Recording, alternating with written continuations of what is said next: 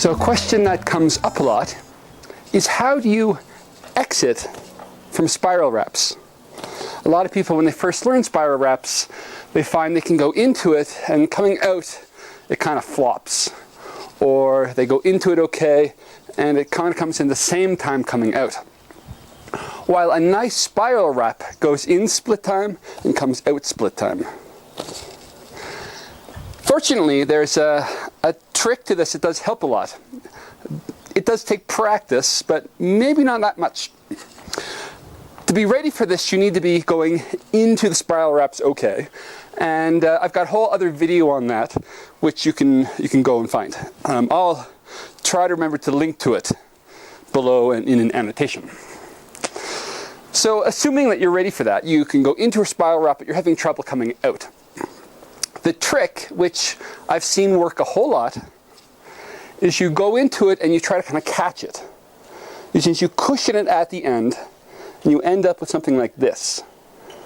Now notice you'll have a dangling poi and a shorter poi. The trick is you focus on the shorter poi, and you're going to try to really give that a flip towards the ground. Like I'm thinking, okay, here it goes, and I'm going to try to flip just a short poi towards the ground. And then I catch it the other side. Now the orange poi is a short poi. And then I'm going to take the orange poi and I'm going to give it a bit of a flip right towards the ground. Then the yellow poi, I'm going to flip it towards the ground. Orange poi, I'm going to flip it towards the ground. And you just keep practicing that. And what's going to happen, it's going to build a little bit of some funny muscle memory that's pretty subtle. And before long, you'll be able to just bounce right back out of it without even thinking about that. You'll just go bounce, bounce, and you'll wonder, why could it ever have been a problem? Boink, boink. So I don't have to think about that little trick anymore. But that I had to a long time ago to learn, because I was having that exact same problem. I'd go into spiral wraps, and they'd come out at the same time.